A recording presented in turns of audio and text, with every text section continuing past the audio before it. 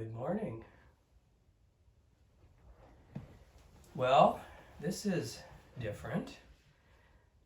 It's different because I'm coming to you from my home this morning rather than from Minnesota Zen Meditation Center. Also, we're recording this in the afternoon for a Sunday morning broadcast. And I wish it could be live, but we're still working on the technology. And we just wanted to make sure that this would be available Sunday morning. Also, I'm wearing my robes, which I ordinarily don't do for a Sunday talk. But I feel supported by my robes. I feel held up by them. And I thought a little extra support today couldn't hurt anything. And all of this, of course, is because MZMC is closed in an effort to curtail the spread of coronavirus. And we made the decision to close down the center on Friday. And in the end, it was an easy decision, and I'm sure it was the right one. But in the beginning, early in the week, it was not easy to know what to do. At that time, of course, we had less information about how the disease was spreading, and it was a challenge to weigh the benefits of closing against the benefits of staying open. And I was hoping for a while that we'd be able to stay open, at least for today's Dharma Talk and annual meeting. And I thought it would be beneficial for us to come in and see our friends and feel the support of the community and see Manjushri and Kuan Yin on the altars, and to experience the Dharma Talk together, and to have the annual meeting and learn what was going on with the Sangha. Buddha, Dharma, and Sangha. It all comes alive so easily when we're all together. So it didn't seem like it would be an easy decision as to whether to close, but that changed toward the end of the week. There was a new recommendation from the governor, from the Minnesota Department of Health, that small gatherings should be suspended if the proper social distance of 6 feet cannot be maintained. At times like this, we rely on experts, and that, I think, was the deciding factor. But it also became easier, at least for me, when so many things began closing across the country and in Minnesota at a pretty rapid rate. And this included many colleges and universities, all major sporting events, every professional league, a lot of churches, other local Buddhist centers, and it felt like a tide of closings. And to some people, this may have seemed a bit like giving into emotion as opposed to reason, a bit like a panic, but I don't think that's what was happening. At least I choose not to look at it that way. I feel like in all of these closings, we're all making a massive collective effort to get ahead of this thing, to stop the spread of the virus, or at least slow it down, to flatten the curve so that our health systems don't get overwhelmed. And we're doing this together. And if we're erring on the side of being overly cautious, that's okay. And it feels good to be part of this effort. A lot of people are sacrificing things that are dear to them in order to help society in general. We're coming together. And we at Zen Center, we're giving up our Sundays together and at least a couple of retreats. We don't know how long this is going to go on. We're giving up morning and evening zazen together and a lot of other things as well. And that's a lot to give up, but it's for the collective good. And we'll still be practicing together during this period of closure, and I think that is very important. We're coming together to experience this talk, even if we're not all doing it at the same time. The whole Sangha is here. And we're going to find many ways to stay in touch with each other and to support each other during this time of closure. Our Sangha is strong and resilient and compassionate. And we'll do our very best in this situation that we can. You know it's true. And the best we can do is the best we can do. And it'll be okay. So I think it's appropriate today to address the topic of fear. Zen Center is a place, and right now Zen Center is here with you and me and the entire Sangha and all beings all together. Zen Center is a place where we can acknowledge and feel our fears in a safe and supportive environment. And if we can't look at them here, when can we look at them? We can touch our fear, to use Thich Nhat Hanh's expression, rather than trying to deny it or push it away. We know that if we try to deny it or push it away, that actually tends to strengthen it. Going there, going toward the dragon, rather than running from the dragon, can be cathartic. And it's the Zen way. In Zen practice, we come to know reality, or what we perceive as reality, directly and honestly. And we stand up in the moment. We stand up. That's what we do.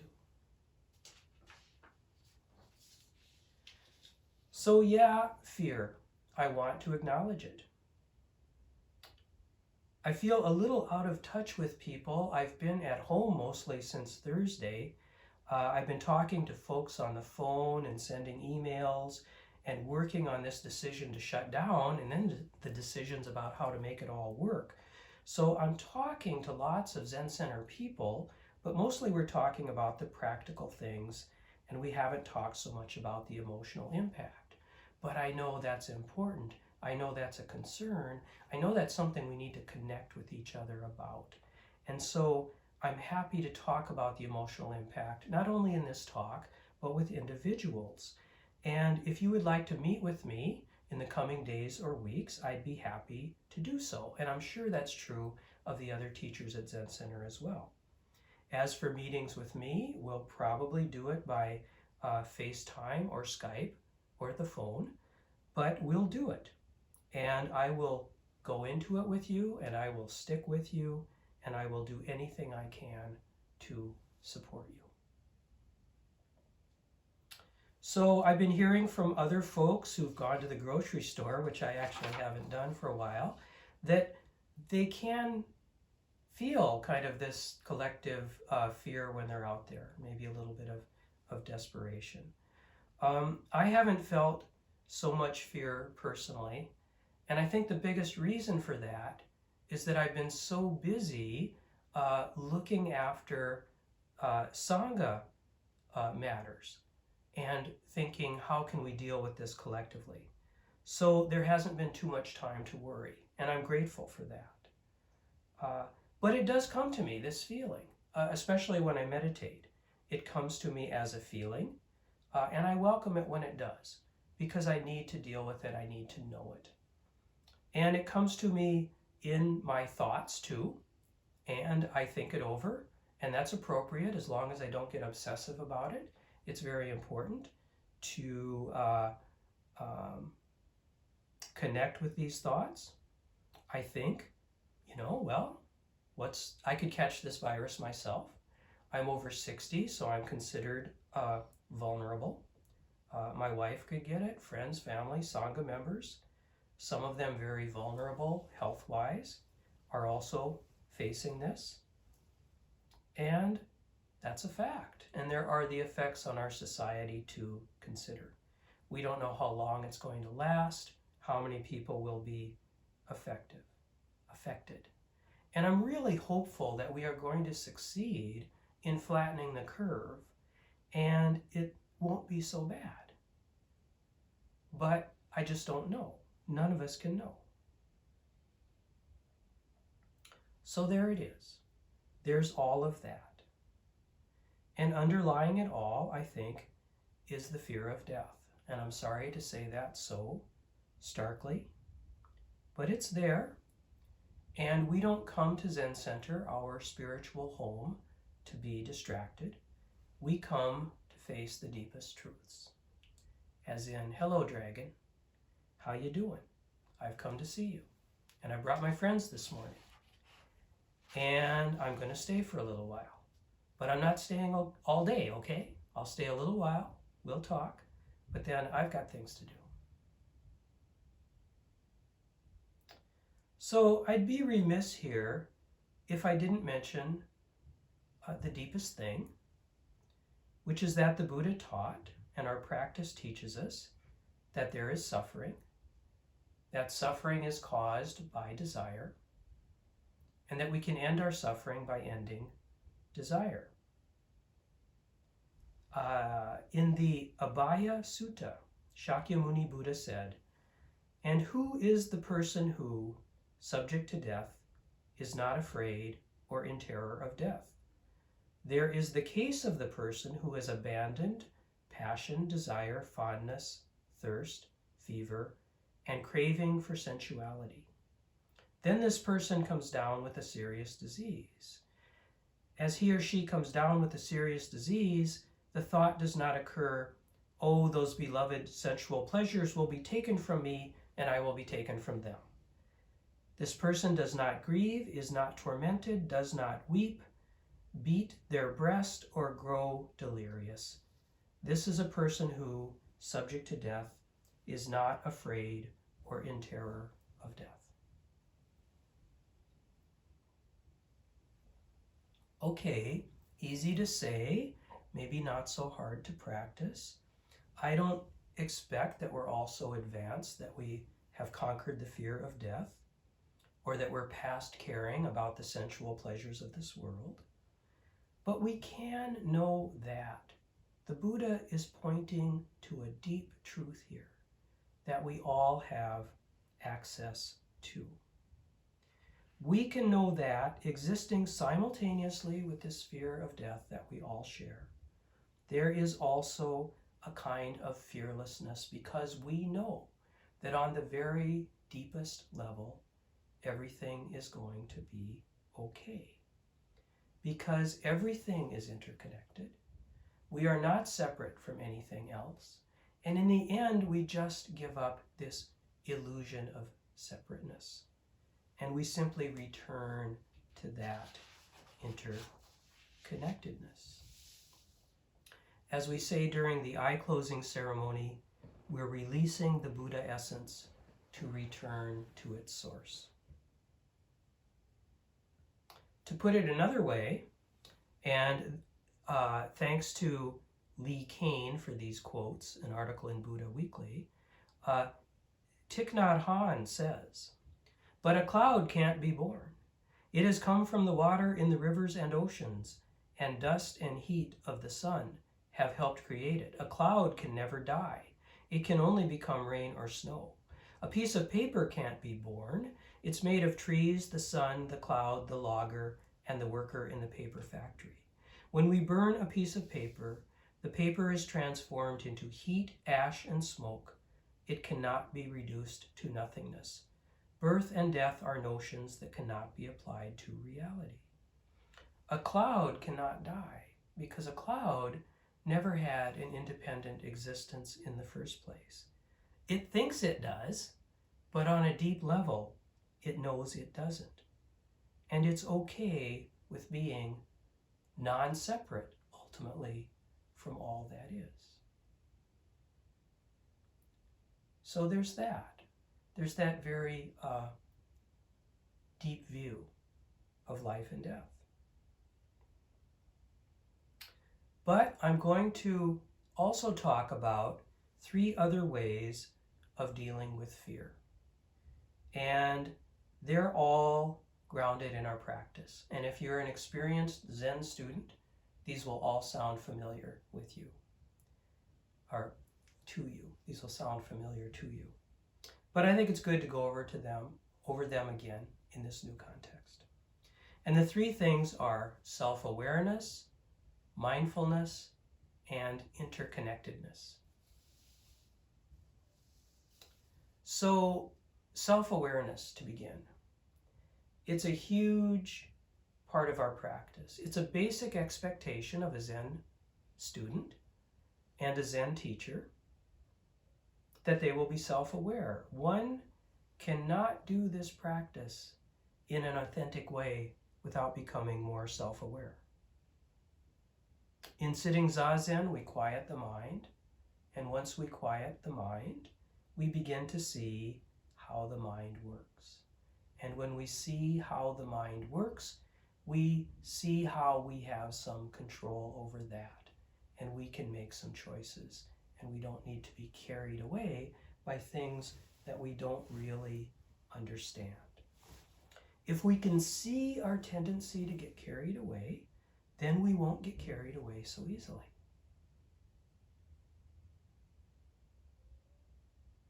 So we make up the world with our minds. You can say there's an objective reality, but I don't think so. I think we make up the world with our minds. What we think is the world is really our stories about the world, and they are often false. They may be true for a while, and then we think they're true forever, and we think we have a truism, and it will apply in every situation, and eventually it doesn't. We cling to ideas because we can't accept impermanence. As an example of this, I've been noticing lately how much my view of how things are is based on the activity of my mind, and how my view of how things are doesn't actually correlate with actual conditions.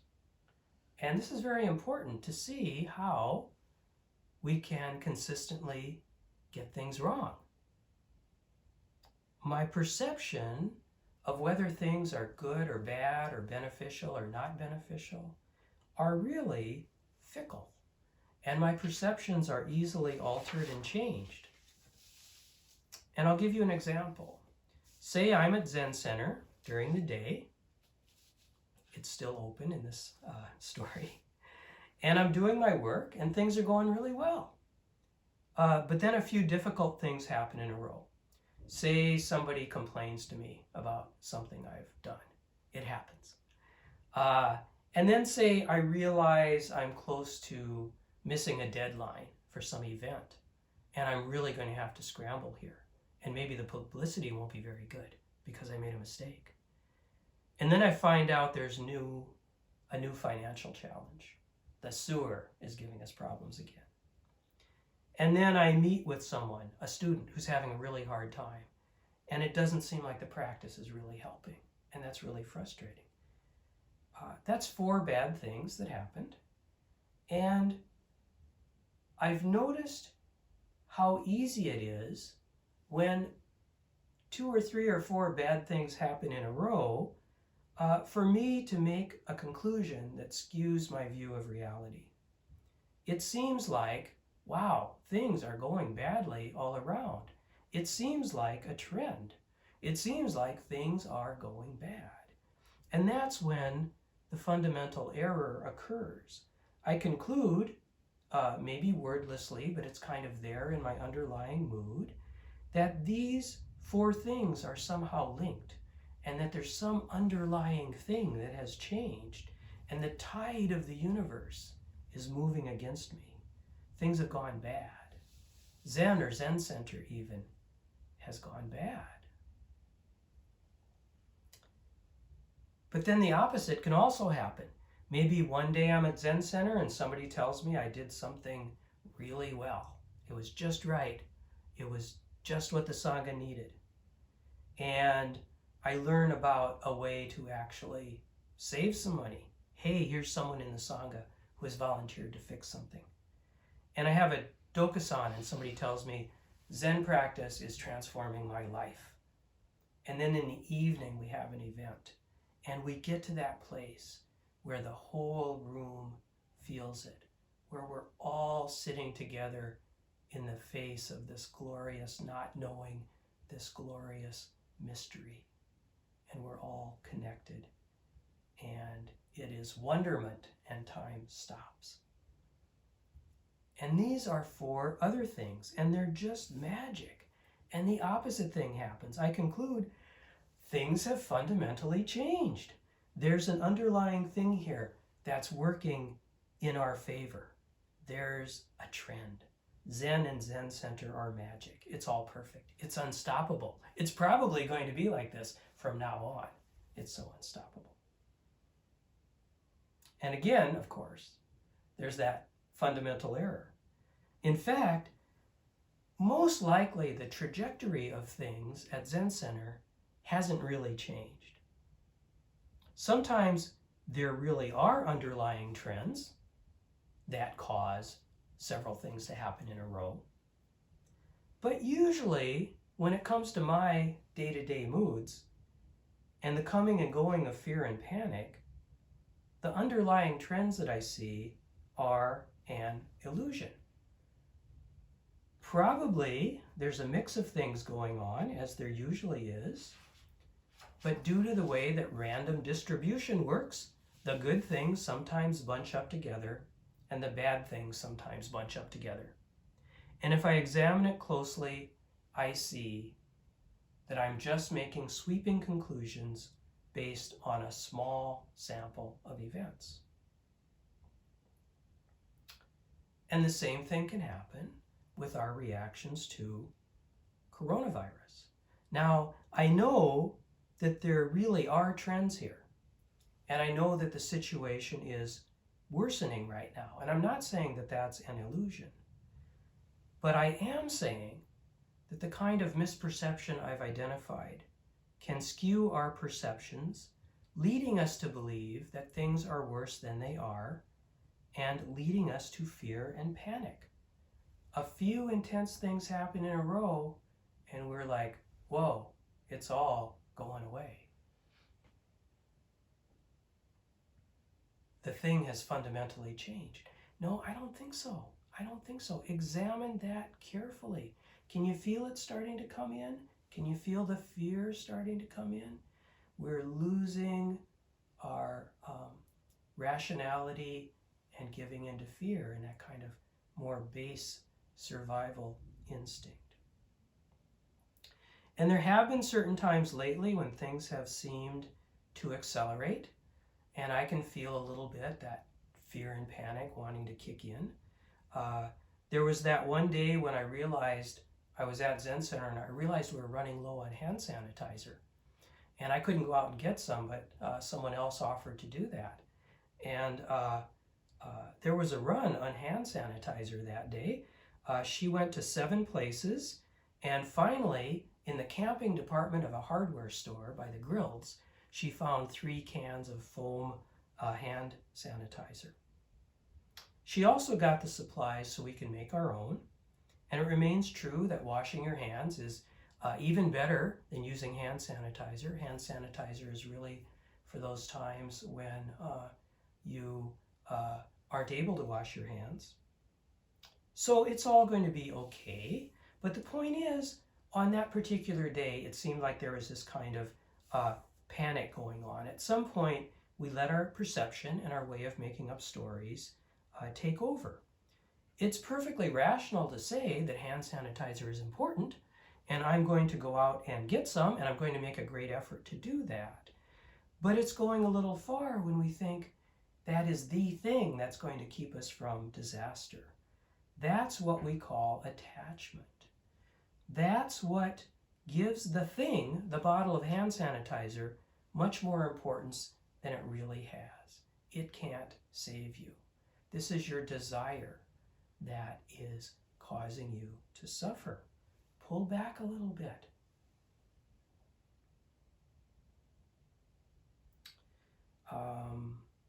There was another day when I checked the news at the end of my day at Zen Center, and I found out that the Dow had dropped 2,000 points, and they were saying that the president had possibly been exposed to coronavirus, and I thought, wow, things are really falling apart. And it felt like that again, but I reminded myself, no, this is not a tipping point. This is a confluence of events Keep it in perspective.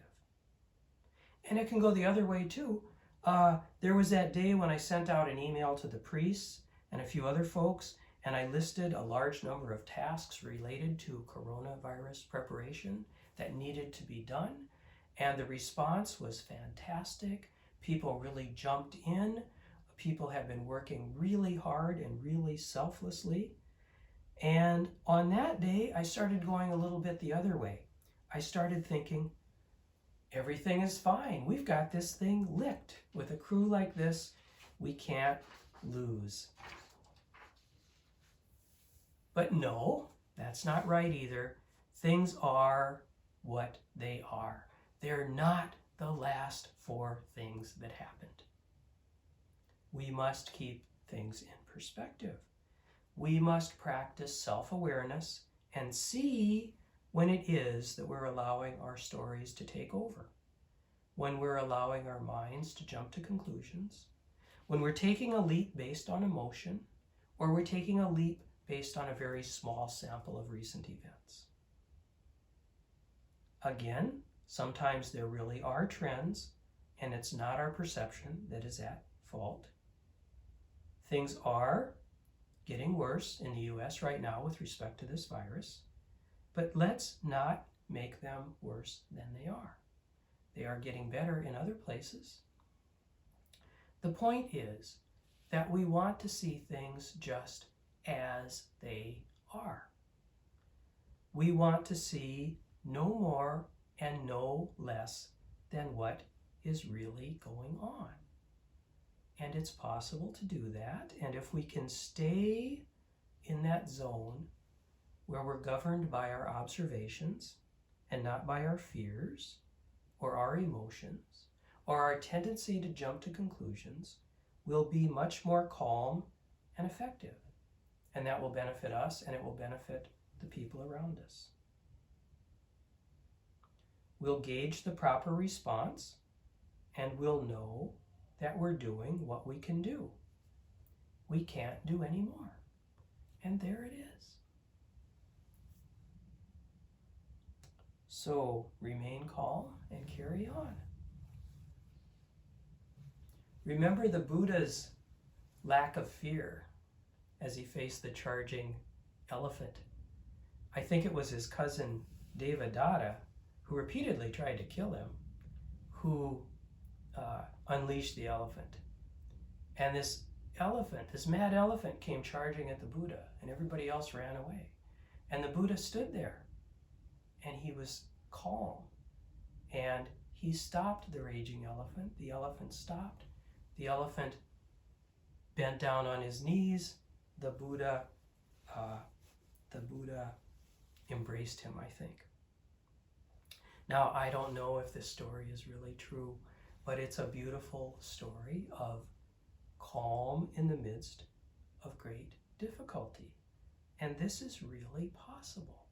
This is really possible to be calm in the midst of fear.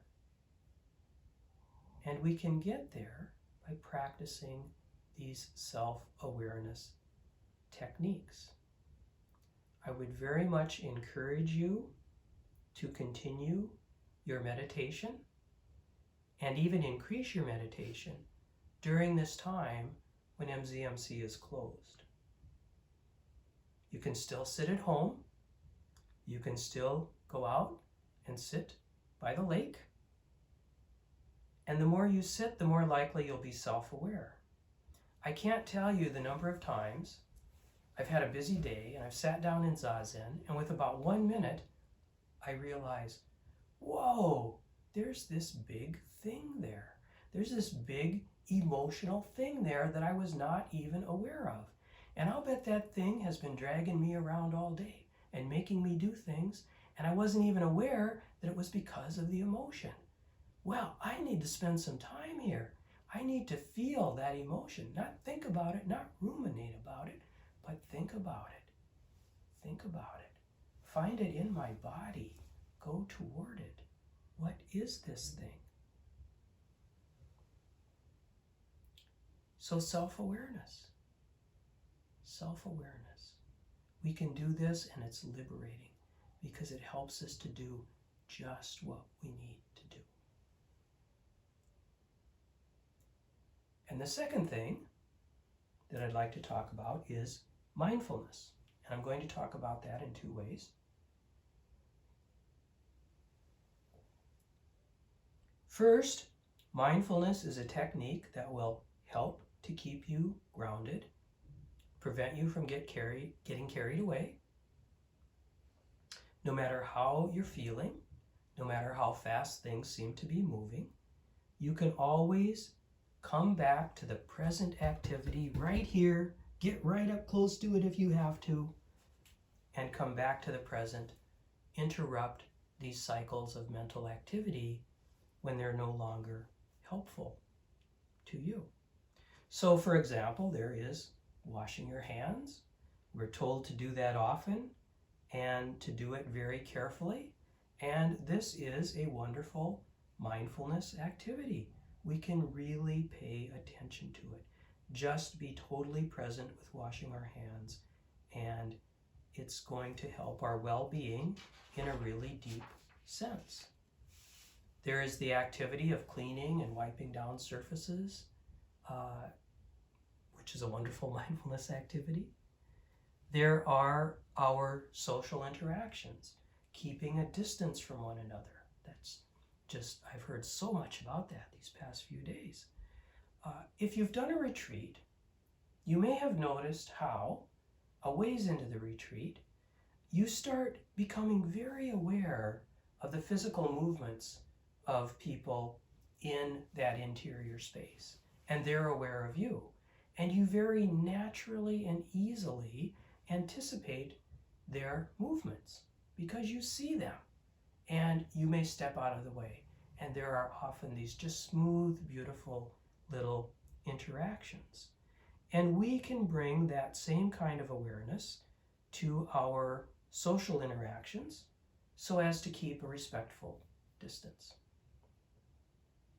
Now, sometimes when a retreat ends, and say you're driving away from Hokyoji and you stop at the convenience store, and someone steps right in front of you and they're not even looking at you because they're on your phone, it's kind of a shock. They don't have that same awareness. And that can happen out in the world. Others may not have that same awareness. But you can exercise that awareness.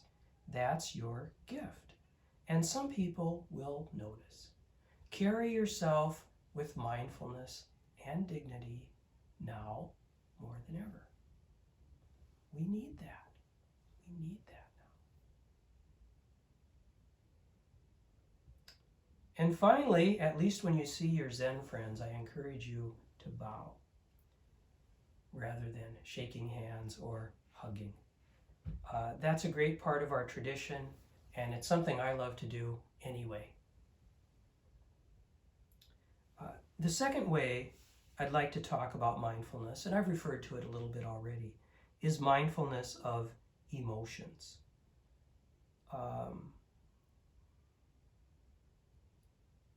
We know that we can think endlessly about this stuff. We know that we can maybe listen to the news a little bit too much. Sometimes a distraction is just what we need. Sometimes, if you listen to the TV for 4 hours in a row and it's all about coronavirus, that may be a little bit too much. It really is okay to take a break from it, and it's really good to take a break from it. You're not going to miss something that's going to be detrimental to your health. You can take some time off.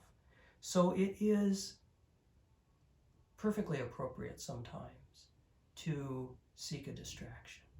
But there are other times when that mindfulness of emotions is so important to know how we're feeling, to not be separated. And that comes in meditation and mindful activity.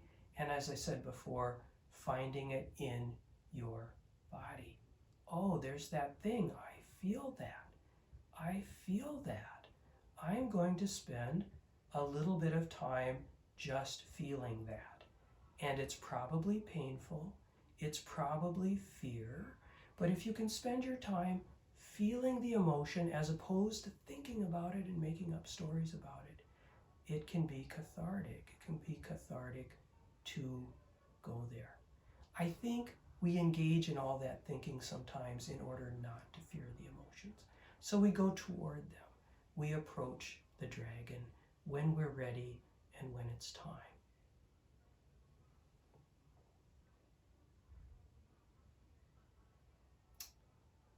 And then finally, there's interconnectedness. And I would just like to talk about interconnectedness in terms of caring about others. I talked about it earlier in terms of our illusion of a separate self. That's a little more abstract. This is a little more concrete. If we remember others constantly, it's going to help us, it's going to help them. As I said before, my personal fear has not been so great because I've been thinking of others. This is parental mind, which we all exercise from time to time, and we don't have to be a parent to do it. And it's something we can all cultivate together. If you're looking out for someone, you're not worried about your own self. And if we remember the needs of others and reach out to help them, we'll stay connected. And maybe we can't go over there right now, but we can make a phone call. We can ask them if they need something delivered. We can show them that we care. And please, please, during this period, remember your place in the Sangha. And it's going to take some effort. Don't isolate yourself. Keep seeing your teacher one way or another. If you don't have a teacher, you can get one. Stay in touch with your friends. Maybe not physical touch, that's up to you, but there are many ways to keep in touch these days. And also, this is very important. At MZMC, we are thinking about what to do if people in our Sangha get sick and they're staying home, particularly if they live alone. And we haven't worked out any of the details of this yet, but I want you to know that if you're a member of MZMC and you get sick, you will not be alone. We will be there for you. So if you get sick, let us know. We can't contact you if we don't know. So contact us at info@mnzencenter.org. That's the basic email address that's on our website. And let us know.